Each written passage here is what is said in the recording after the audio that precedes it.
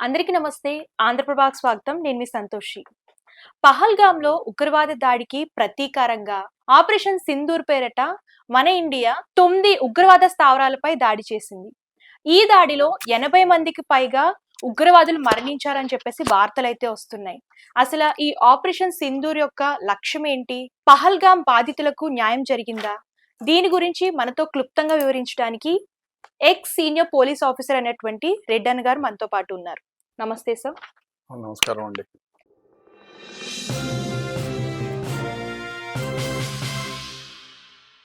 Sir, ఇప్పుడు గనక Pakistan news ఛానెల్స్‌లో గనక చూస్తున్నట్లయితే ఇండియాకి సంబంధించిన 5 ఫైటర్ జెట్లు అలాగే ఒక డ్రోన్ కూడా కూల్చేసాం మేమని చెప్పేసి ప్రతి పాకిస్తాన్ ఛానెల్‌లో హైలైట్ చేస్తున్నారు.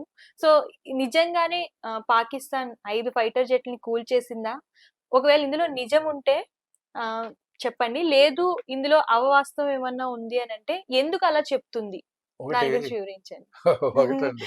ఒకవేళ మన ఇండియన్ గవర్నమెంట్ ఇంతవరకు కూడా మనం AF-16లు ఇంతవరకు కూడా అసలు ఆ నో ఫ్లై జోన్ ఆఫ్ పాకిస్తాన్‌లో ఎగరలేదు. ఒకటేని కన్ఫర్మ్ చేశాడు. 2 మన ఏ ఫ్లైటర్ జెట్ కూడా మనం పోగొట్టుకోలేదు అనేది చెప్తున్నా. ఇంతవరకు మనం దాని గురించి ప్రస్తావన లేదు. ఒకవేళ అట్లా పోగొట్టుకొని ఉంటే ఇండియన్ గవర్నమెంట్ అనౌన్స్ చేస్తుంది. చేయలేదు. సో వాళ్ళేమంటే ఆత్మరక్షణ కోసం ఇప్పుడు వాళ్ళ దగ్గర నిన్న ఆ సింధూర్ స్ట్రైక్ జరిగింది. సో ఆ సింధూర్ స్ట్రైక్‌లో వాళ్ళ స్థావరాలు దెబ్బతిన్నాయి. 9 స్థావరాలు దెబ్బతిన్నాయి. అయితే వాళ్ళకి అప్రతిష్ట కదా! నామూషి కదా! సో మనమేమంటే వాళ్ళ ఇంకా అంటే మనోళ్ళు వచ్చేస్తున్నారు, యుద్ధం పోతుంది. అందరిని స్కూళ్ళన్నీ హాలిడేస్ ఇచ్చారు, యుద్ధం జరుగుతుందని సైరన్లు మోగించారు. ఈ పిచ్చి పనులన్నీ చేస్తున్నారు కదా! యుద్ధం చేయకపోయినా. అంటే వాళ్ళకి యుద్ధం చేయడం ఇష్టం. ఈ ఆత్మరక్షణలో పడిపోయారు. ఈ విధంగా ఆత్మరక్షణలో పడిపోతే వాళ్ళు 9 స్థావరాలను ధ్వంసం చేశారు, నాశనం చేశారు. ఇప్పుడు చేతిలో స్మార్ట్ ఫోన్ ఉంటే ప్రపంచంలో జరిగే ఈ ప్రతి సమాచారాన్ని కూడా మీరు చేతిలో చూసుకోవచ్చు. సో ఇండియన్ ఛానల్స్ డెఫినెట్ గా unless you curb the Indian channels మీరు చూసుకోవచ్చు పాకిస్తాన్ లో కూర్చొని. సో పాకిస్తానీలు ఏమనుకుంటారు, అరే 9 స్థావరాలను కూల్చేసినారంట మన వాళ్ళనంటే వాళ్ళ గవర్నమెంట్ ఇబ్బంది పడుతుందనే ఉద్దేశంతో ఆత్మరక్షణ కోసం వాళ్ళు మనం AF-16 6 ఎయిర్ క్రాఫ్ట్లను 5 ఎయిర్ క్రాఫ్ట్లను కూల్చేసాము, ఒక డ్రోన్ ను కూల్చేసాము సక్సెస్ఫుల్ గా, వాళ్ళందరినీ బందీలుగా పట్టుకున్నామని చెప్పుకుంటున్నారు. కానీ ఇదంతా అబద్ధం, అవాస్తవం. ఎందుకంటే మన ఫైటర్ జెట్స్ అటువైపుకు పోలేదు. మనమంతా ఏం చేసినా కూడా జస్ట్ పాకిస్తాన్ సంబంధం లేకుండా పాకిస్తాన్ ఆక్యుపైడ్ కాశ్మీర్లోనే మన ఆపరేషన్ జరిగింది, సక్సెస్ఫుల్ గా జరిగింది. మనోళ్ళు ఆపరేట్ చేసి వెనక్కి వచ్చేసారు. కానీ వాళ్ళు చెప్పినట్టు 16 జట్లు 5 జట్లు AF-15లు ఏమి వాళ్ళు వశపరుచుకోలేదు, కొట్టలేదు, ఏమి చేయలేదు. సో ఇన్ఫాక్ట్ మనోళ్ళే AF-17 ఫైటర్ జెట్ ని ఒకదాన్ని కూల్చేశారు. అది కూడా మన బార్డర్లోకి యువతలకే వచ్చి పడింది. సో అది జరిగింది తప్ప వాళ్ళు చెప్పినట్టుగా మన ఫైటర్ జెట్ ను ఎప్పుడు కూల్చలేదు, ఇంతవరకు అయితే కూల్చలేదు. మరి ఏమన్నా వాళ్ళు కళ్ళలోకి ఏమన్నా వచ్చిందో, కళ్ళలోకి వచ్చి కూల్చినట్టు చెప్పి ఈ విధంగా చెప్తున్నారు. అది ముఖ్యంగా ఏమంటే ఇది దమన యుద్ధ నీతి అంటారు దీన్ని. ఎవరైనా ఓడిపోతుండేవాడు నేను కింద పడినా ఏమరా కింద పడిపోయినావు అంటే ఇది లఘు అన్నా, ఈ విధంగా కింద పడితేనే మళ్ళీ పైకి లేస్తామన్నట్టు వాళ్ళు నిన్న పహల్గామ్లో జరిగిన దానికి ప్రతీకారంగా మనం చేసిన ఆ సింధూర్ ఆత్మరక్షణ ఏమైతే ఉందో అది కప్పిపుచ్చుకోవడానికి కోసం చేసిన ప్రకటన తప్ప మరొకటి కాదు. సార్, ఇప్పుడు ఆపరేషన్ సింధూర్ పేరిట అంటే పాకిస్తాన్ గానివ్వండి, అలాగే పాకిస్తాన్ సైన్యాన్ని గానివ్వండి అటాక్ చేయకుండా ఓన్లీ ఉగ్రవాదుల స్థావరాల పైన అటాక్ చేసింది మన భారతదేశం. సో అంటే ఇప్పుడు ఫ్యూచర్‌లో ఇంకా ఏమైనా అటాక్‌లు జరిగి మొత్తం అంటే ఉగ్రవాదులంతా కూడా అంతమైపోయిన తర్వాత మళ్ళీ పాకిస్తాన్‌కి, ఇండియాకి మధ్యన సంబంధాలు నార్మల్ అవుతాయా సార్? అంటే అక్కడ వాళ్ళు ఇక్కడికి రావడం గానివ్వండి, సింధు నది నీళ్ళు మళ్ళీ పాకిస్తాన్‌కి వెళ్ళడం గానివ్వండి, ఇలాంటివి జరిగే అవకాశాలు ఇప్పుడు ఉన్నాయా? ఎందుకంటే మన వాళ్ళు ఇంతకాలం వేసి చూసాం. మనం వాళ్ళు 1965లో వార్ జరిగింది, 71లో వార్ జరిగింది, 1999లో కార్గిల్ వార్ జరిగింది. సో ఇన్ని జరిగినా వాళ్ళు ఓడిపోయినారు. ఇన్ని ఓడిపోయినా కూడా వాళ్ళు ఏం చేస్తున్నారు, ప్రతిసారి ఆ కర్మాగారాల నుంచి ఆతంకవాదుల్ని పెంచి పోషించి మిలిటరీ వాళ్ళు ట్రైనింగ్ ఇచ్చి దేశంలోకి చొరబాటుదారులుగా ప్రవేశింపజేసి మనల్ని ఇబ్బంది పెడుతున్నారు. ఉమ్, అది మానుకోవాలా? ఉమ్, ఎప్పుడైతే ఎవరైతే ఈ హఫీజ్ సయ్యద్ లాంటి ఉగ్రవాద సంస్థలను పెంచి పోషించకుండా ఉగ్రవాదుల్ని వాళ్ళ అంతం చేసి, అయ్యా మేము క్లీన్గా ఉన్నాము, we are all one, we are also human beings అని ముందుకు వస్తే డెఫినెట్గా మనోళ్ళు ముందుకు వస్తారు. మనకే యుద్ధం అంటే ఇదే అప్రీత్యా కాదు కదా. మనం ప్రశాంతంగా హ్యాపీగా బతకాలా, అందరితో పాటుగా గ్రో కావాలనేటువంటిది మన ఉద్దేశం. ఉమ్, వాళ్ళు అది కాదు. ఎందుకంటే వాళ్ళు అట్టడుగుకు పోయినారు. ఉమ్, పాకిస్తాన్ మనం one of the third economic country in the world అయిపోతున్నాం. ఉమ్, వాళ్ళు ఎక్కడో 130-20 స్థానంలో ఉన్నారు వాళ్ళు. ఉమ్, తిండి గింజలు కరువు అయిపోయింది. ఇప్పుడు సింధు జలాలు ఆపేసిన తర్వాత నీళ్ళకు కరువు అయిపోయినాయి. ఉమ్, సో ఎక్కడ చూసినా ఇన్ఫ్లేషన్ పెరిగింది, ఉద్యోగాలు లేవు, మంచి ఎడ్యుకేషన్ లేవు. సో ఆ విధంగా ఇండస్ట్రీస్ లేవు, ఇండస్ట్రీస్ డెవలప్ కాలేదు. సో ఎన్నో విధాలుగా వెనుకబడిపోయింది.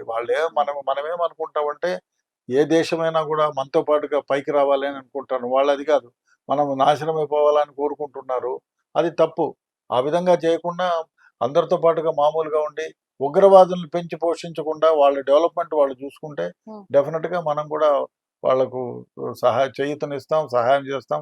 రాకపోకలు కూడా మామూలుగా ఉంటాయి. అది కాకుండా ఇట్లాంటి గిల్లి గజ్జాలు చేసి వాళ్ళని పిచ్చి పనులు, ఇట్లాంటి ఉగ్రవాదులందరినీ ట్రైనింగ్ ఇచ్చి భారతదేశంలోకి పంపించి ఈ పిచ్చి పనులు చేస్తే మాత్రం ఎప్పటికీ ఒకటి కాలేదు.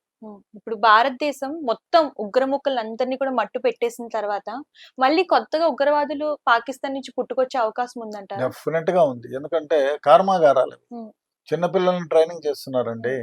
చిన్నపిల్లల దగ్గర ఇప్పుడు మద్రసాల్లో ఏం చేస్తున్నారు, వాళ్ళు ట్రైనింగ్ చేస్తున్నారు. ఉమ్, ట్రైనింగ్ చేసి వాళ్ళను ఇంకోటి, ఎందుకంటే మీరు ఒకటి గుర్తుపెట్టుకోండి, ఉమ్, 30 ఏళ్ల తర్వాత మీకు ఏదైనా చెప్తే మీ మైండ్లో మీకు సొంతంగా ఆలోచన చేసుకునే పరిజ్ఞానం ఉంటుంది కాబట్టి ఉమ్, మీరు మాట వినరు. ఉమ్, అదే చిన్నప్పటి నుంచి వాళ్ళు ఏం చేస్తారు, చిన్నప్పటి నుంచి ఇండియా మీకు దోస్తు కాదు, ఇండియా మీకు దుష్మను, వాళ్ళతో పోటీ చేయాలా అని చెప్పి నూరిపోస్తారు, ఉమ్, ఆయుధాలు ఇస్తారు.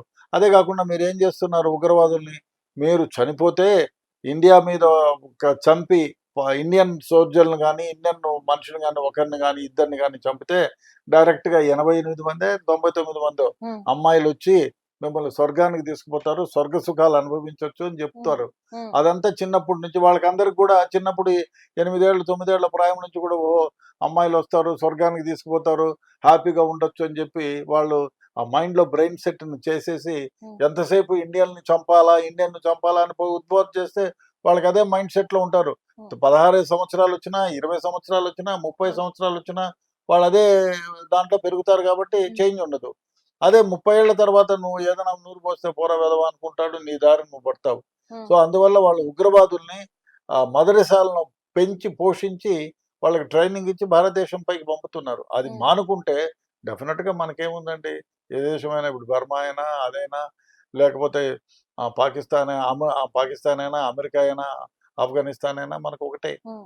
కానీ మనం ఫ్రెండ్లీగా ఉండాలని చూస్తాము, కానీ వాళ్ళు ఉగ్రవాదులను పెంచి పోషించి మన దేశంలో ఉమ్. నాశనం చేస్తుంటే మనం ఏ విధంగా ఊరుకే ఉంటాం? ఓకే. సార్, ఉగ్రవాదాన్ని అలాగే ఉగ్రవాదుల్ని పూర్తిగా నిర్మూలం చేయలేమంటారా? వాళ్ళ దేశ సహకారం ఉంటే 100% చేయగలం. హ్మ్. వాళ్ళ సహకరించటం లేదు కదా. ఎప్పుడు 1947 నుంచి సహకరించడంలే. హ్మ్. మనం ఏం చేయగలుగుతాం చెప్పండి?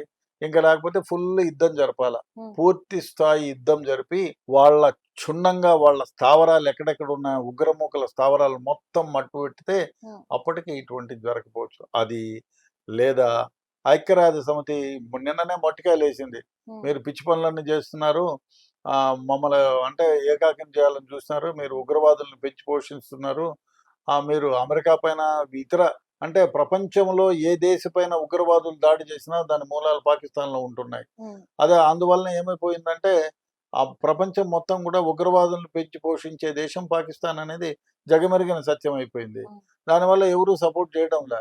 మీకేదో చైనా వాళ్ళు ఫ్రెండ్ టు ఫ్రెండ్, ఫో టు ఫ్రెండ్ ఈజ్ ఫ్రెండ్ అన్నట్టు హ్మ్. మనకు దుష్మన్‌గా ఉండే వాళ్ళని వాడు ఫ్రెండ్‌గా చేసుకుంటున్నాడు తప్ప, పాకిస్తాన్ వల్ల చైనా లాభపడుతుందంటే ఏమీ లేదు. ఆ కారిడార్ ఒకటి, హ్మ్. ఆ రోడ్ ఒకటి తెచ్చుకున్నారు.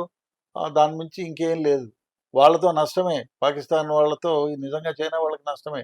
అదే కాదు, చైనా మన పైన తిరుగుబాటు చేస్తే వాళ్ళకే నష్టం. ఎందుకంటే వాళ్ళ కమాడిటీస్ 70 ఇప్పుడైతే 30-40% ఆఫ్ వాళ్ళ కమాడిటీస్ మనమే కొంటున్నాం. హ్మ్. ఇప్పుడు మనం పాకిస్తాన్ మనం ఏమి నాశనం చేయాలనేటువంటి కోరిక లేదు.